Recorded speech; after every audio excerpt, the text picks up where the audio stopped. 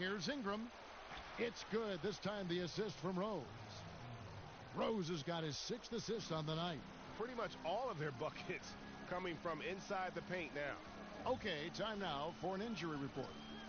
Let's check in with David Aldridge for an injury update on JaVale McGee. He said that he's in a lot of pain right now, and he's having some back spasms. Of course, the schedule is getting extremely demanding at this time of the season, and that injury is only going to make things worse. Kevin? All right, David, thanks for checking in and letting us know how he's doing. And let's just hope that he doesn't have any setbacks during his recovery. Yeah, I'm with you there, guys. One thing we know is that he's not going to let it get him down. I mean, it'll only motivate him to work harder to get back as soon as possible. Kid Gilchrist finds Hernan Gomez. Back to Kid Gilchrist. And the shot is good.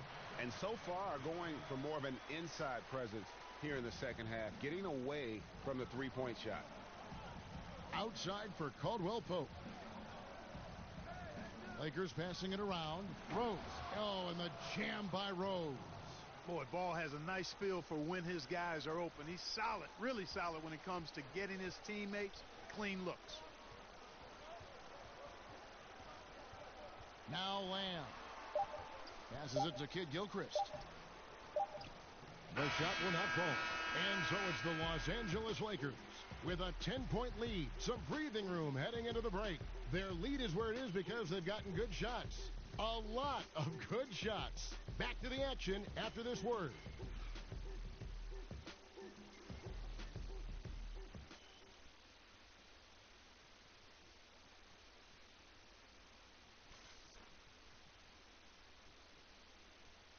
And let's go back to a terrific pass that we're calling tonight our State Farm assist of the game. And how about the big fella here showing us he's got some point guard skill here with the tremendous setup. Hey, that was a high-level pass no matter what position it came from. But it does make it stand out a little more when it's made by the big fella.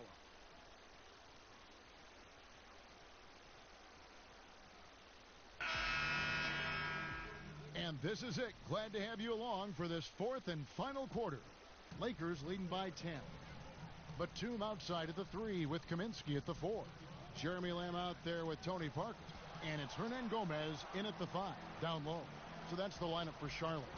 Batum wide open. He fires. And it's good on the assist by Parker. Batum's got the first points up on the board here in the 4th for Charlotte. Caldwell Pope outside. And Beasley now atop the key. Rose kicks the ball. Caldwell Pope passes to Rose. Shot clock at 5. Lets the 3 fly.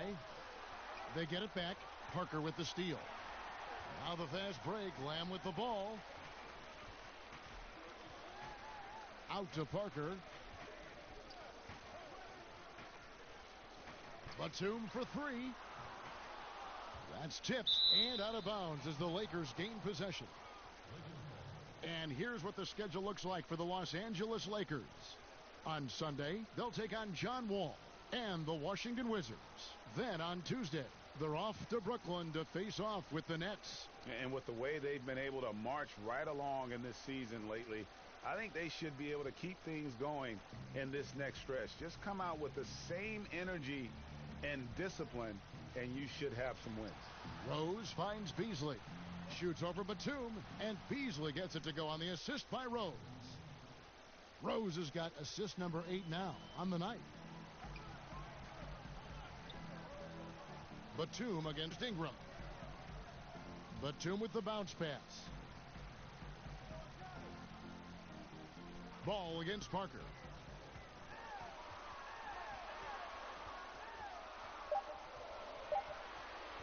From 11 feet away, the rebound by the Lakers. Tough miss, especially since the defense wasn't that strong. I mean, he needs to cash in from there. Caldwell Pope kicks to Rose. Ingram passes the ball. In the corner, it's Ingram. To the inside. Trying his luck deep. Ball with the bucket. And now a 12-point Los Angeles lead. You know, Ball, despite the quirkiness of the shot, he does have a quick release, so you Got to know he's a threat to score whenever he has it in his hands. Charlotte calls timeout.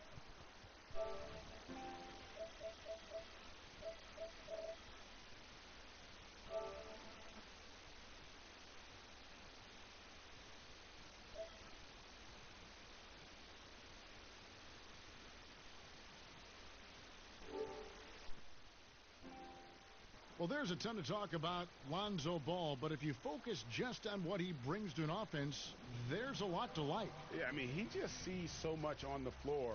I mean, he sees all the cuts and angles, both offensively and defensively. And we know his shot will be a work in progress, but it showed some improvement in consistency the second half of last year.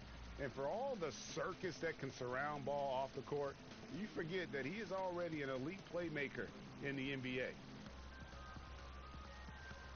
And some changes here for the Hornets. Cody Zeller comes in for Hernan Gomez, and Walker subbed in for Parker. The Lakers also changing it up. Kyle Kuzma's checked in for Beasley, and James subbed in for Ingram. Okay, well, let's check in with David Aldridge, who's reporting from the sidelines. Hi, guys. I was able to catch the message James Borrego gave to his team. He got on him. He said he's got to see more intensity.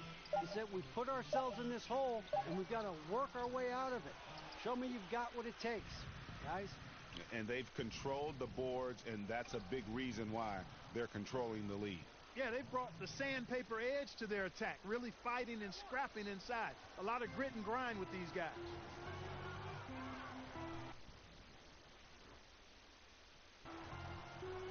Ball against Walker. To halt the run, he takes it up and lays it in. Not just a jump shooter, Walker also pretty athletic, and athletic enough to get inside and finish around the basket. James against Batum. James outside. Rose dishes to James. Oh, and the jam by LeBron. And there's no question that James is one of the best dunkers ever. A forceful finisher who loves showing off his athleticism. That instant replay brought to you by Under Armour Hover Hammock, giving us a chance to relive the unleashing of chaos that time. Head coaches obviously get the attention in all sports, Clark, but the assistants also play very big roles. How do you build chemistry as a coaching staff? You know, I've never coached, but I've watched a lot of coaches. I think first and foremost you appreciate your assistant coaches, and then you give them room to grow and develop as coaches. And you share with them the building of the team and the coaching of the team. And that, to me, I think, if you serve your assistant coaches as they're serving you, I think that's how you build the best chemistry. And loyalty's got to be big among that group on that sideline, doesn't it? Loyal to each other. Big time. Loyalty to one another, and then also a common focus on really serving the players to the best of their ability collectively. And these are the types of games where one team clearly has the edge. Tonight, it will be a win by a large margin for Los Angeles. This was a very efficient offense tonight. And they found a way to get their shots to go down. A little luck didn't hurt. A lot of their 50-50 shots fell their way. And you can mark this one down in the W column. It'll mark their 23rd of the season. And so they'll take the first game of the season series, a team they'll only see twice. They're certainly happy to start it off with a win. And that next meeting, Greg, will be their second and final game of the season series, being in opposite conferences. So you bet nobody wants to get swept even in a two-game season series. So I think the next game will be hotly contested. The one player that really stands out, of course, in this one, it was a dazzling game for Rose.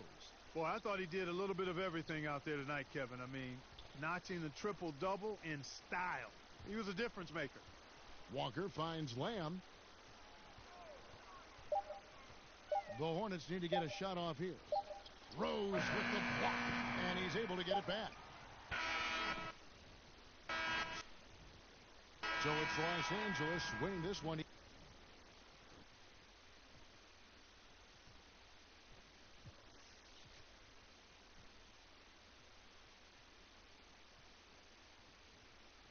Easily. To come into an opponent's building and dominate the way they did tonight says, I think, Greg, an awful lot about this team. I guess they don't need home cooking to feel at home.